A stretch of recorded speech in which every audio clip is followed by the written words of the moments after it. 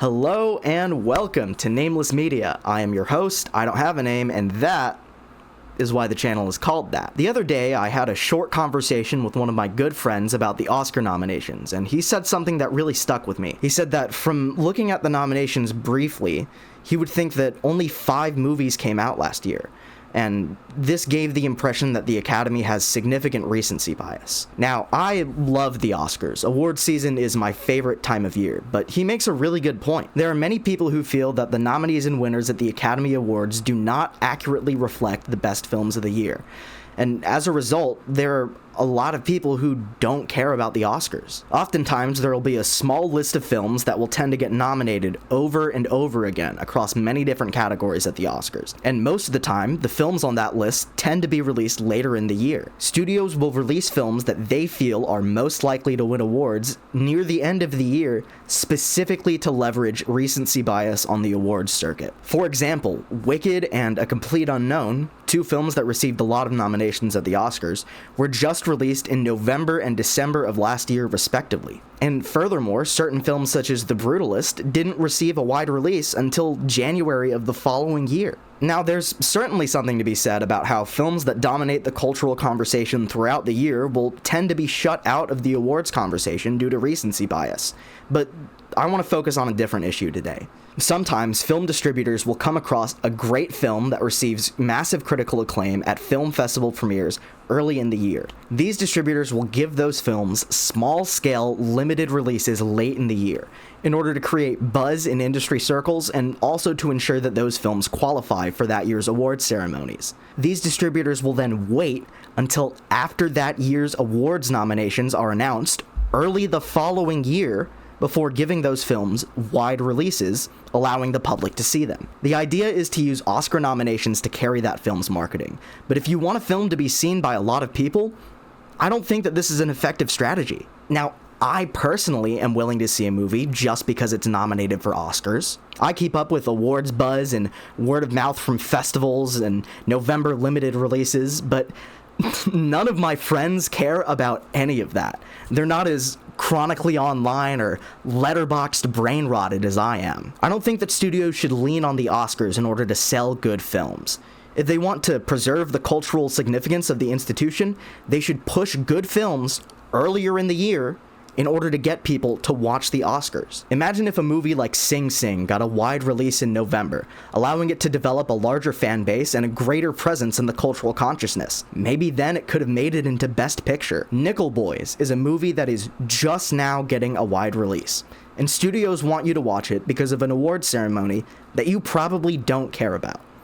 But I'm here to tell you that it is absolutely worth your time regardless. Please go see this movie. And before I get into the movie itself, thank you for watching. Please be sure to like, comment, subscribe, ring the bell, whatever. Okay, on to the good stuff. Directed by RaMell Ross, Nickel Boys is an adaptation of a Pulitzer Prize-winning novel by Colson Whitehead. Inspired by true events, it tells the story of 2 black teenage boys in the 1960s who become close friends while attending an abusive reform school in Florida. Elwood is a straight-laced but idealistic academic prodigy who is sent to the school as a result of unfortunate circumstances, which is another way of saying systemic racism. While the other boy, Turner, is more cynical, having more experience navigating the harsh and abusive conditions of the school. Despite its heavy subject matter, this film is overflowing with love and beauty. It tells a prescient story about friendship, identity, and the pursuit of activism and optimism in the face of systemic violence.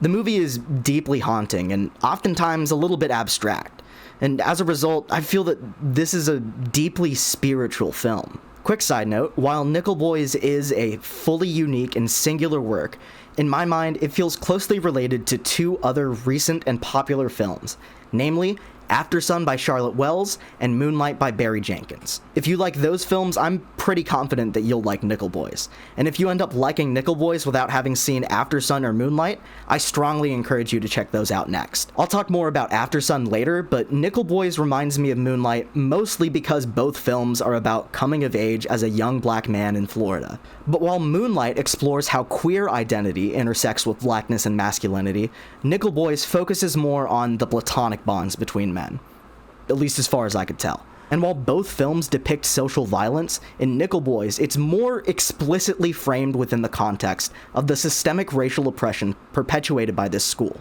But what makes Nickel Boys wholly unique is that the film is shot entirely from a first-person point of view, alternating between the two boys' perspectives, save for a few dream sequences and instances of archival footage.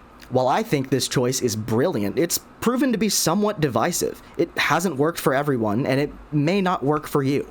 Some people have complained that they had trouble connecting with some of the characters in the story because of how often characters will speak directly to the camera, and because of the fact that we rarely get to see our main characters, due to the fact that we're always seeing what they see. Although I never had any of these problems, if you're worried about this, I would encourage you to take a little bit of time to let the movie work its magic on you, because this is key to what makes the movie so special. Okay, I don't want to cite Wikipedia, because that'll make me look like a hack. Let me just,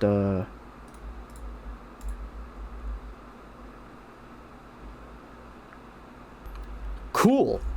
Oxford defines suspension of disbelief as the act of allowing oneself to believe something that is not true, especially in order to enjoy a work of fiction. A conceit that is central to the premise of the film is the act of putting the audience into the shoes of a black teenage boy in the 1960s, transporting the audience into a different time, into a different body, and within a different cultural context.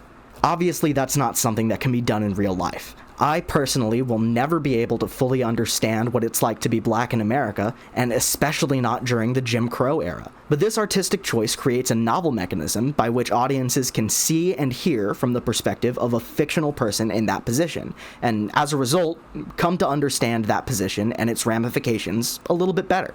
There's a memorable shot early in the film where a young Elwood pauses to look down at his arm, and we're not privy to his thoughts. The shot plays out in complete silence, but we all fully understand what he's thinking. The film doesn't want the audience to literally become Elwood or Turner. I think that the film, more than anything, wants to impart Elwood's perspective onto the viewer. Nickel Boys, from my understanding, is about how Elwood's perspective, rooted in idealism, optimism, and a strong sense of justice, is powerful and necessary, especially in the face of systemic oppression. Also, this movie looks so cool.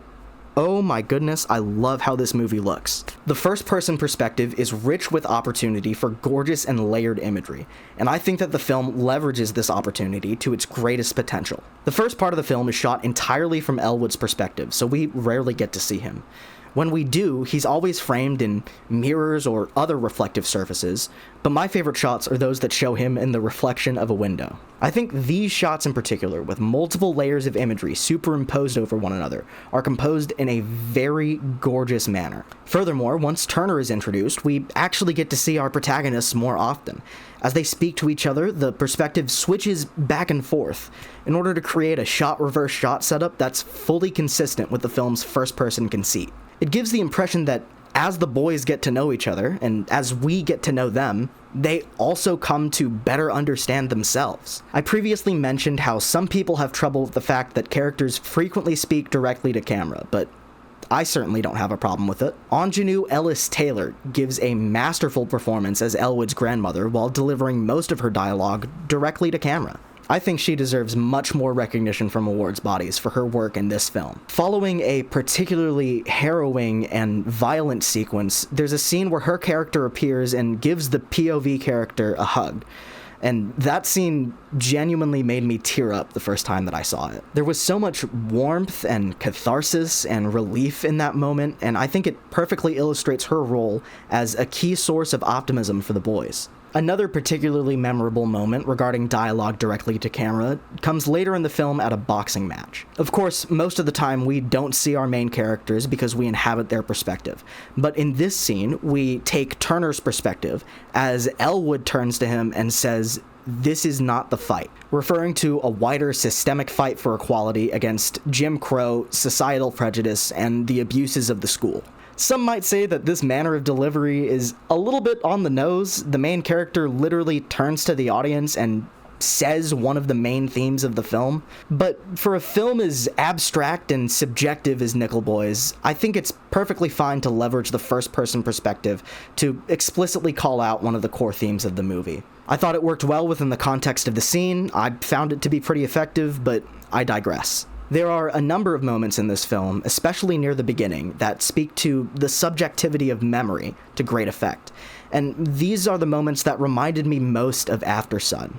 We see a deck of cards being shuffled, a can of beer. There's a particularly memorable shot of somebody scraping frosting off of a knife after using it to cut cake. These moments don't progress the plot, but they're still some of my favorite moments in the film. When I was very young, somebody in my family passed away, but I have very little memory of her.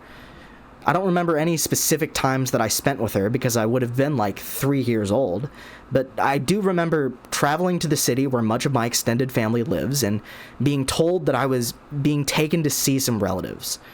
I vaguely remember wandering around what I now understand to be a funeral home, and I specifically remember seeing a candle on a table and swiping my finger through the flame. It was my first time being that close to fire, and I wanted to see how close I could get to it and how long I could hold my finger to it without getting hurt. And I was just blissfully unaware of the pain and the grief that afflicted everyone around me. I think these moments early in the film embody those circumstances in a masterful way. Oftentimes, our memories don't look like wide shots. Sometimes, especially during childhood, a texture or a sound or an object will be the primary subject of a memory. It may seem insignificant in the moment, but later on we find it imbued with immense emotional significance when informed by a greater context. There are also a few deeply significant moments where the film seems to deviate from the first-person perspective. I'm going to try to keep this as spoiler-free as possible because I want this video to serve as an advertisement to my friends who haven't seen the movie yet. But in the trailers, you'll see that the film occasionally flashes forward as far as 40 years in the future, following an older Elwood from behind, with the camera always pointed at the back of his head. This choice is never explicitly explained, but there's a specific cut later in the film that allowed me to connect the dots. I think it's a beautiful choice. I think it works great within the thematic context of the film, and it's definitely one of my favorite parts of the movie. But as much as I'd love to continue talking about it and to provide my own interpretation, I'm gonna have to leave it at that. I strongly encourage you to discover this for yourself. Nickel Boys is far from the most popular or successful film to be nominated at the Oscars this year, but it is absolutely worth your time. I think one of the marks of a truly great film is that it's driven not only by the words that the characters say or the events of the plot, but the manner in which those elements are presented. Nickel Boys fully utilizes its daring artistic choices in service of a prescient and deeply moving story. So this is the part of the video where I'm supposed to provide some sort of rating in order to quantify my feelings. And as much as I love giving movies star ratings on Letterboxd, I think that framework is somewhat fickle and reductive. My feelings about movies change far too often for me to be comfortable with assigning a film a specific numerical rating in this environment. Instead, I'm gonna lovingly rip off a rating scale that was invented by one of my favorite film YouTubers, Dan Merle, and I'm gonna call it the Dan Merle scale. It has 5 rankings. At the top is See It Now for films that I strongly recommend without reservation, followed by It's Good for films that are not perfect but still absolutely worth seeing, It's Fine for films that are mid, Not a Fan for films that I didn't enjoy, and It's Bad for Emilia Perez. Dan Merle calls the lowest ranking Stay Away, but I don't like that wording because I don't want to discourage you from seeing a film and forming your own opinions. Also, maybe a film is so bad that it's good and therefore absolutely worth seeing. I don't want to tell you to stay away from The Room. However, none of that matters in this instance because Nickel Boys gets an emphatic See It Now from me. Please, please, please, please, please see this movie. I need more people to see this movie and I need it to get the recognition that it deserves. But that's all I've got for today. Thanks so much for watching. Be sure to watch the movie and form your own opinions. Be sure to like, comment, subscribe, ring the bell, engage in whatever way you can, and be sure to connect with me on other social media platforms linked in the description. Hey, you made it to the end card. Thanks so much for watching. You know how there's like 15 seconds of a black screen at the end of every YouTube video so that you can click on stuff. That's what this is. This is my first scripted video, and I'm really happy with how it turned out. So again, thanks so much for watching it all the way through. I'll see you in the next one.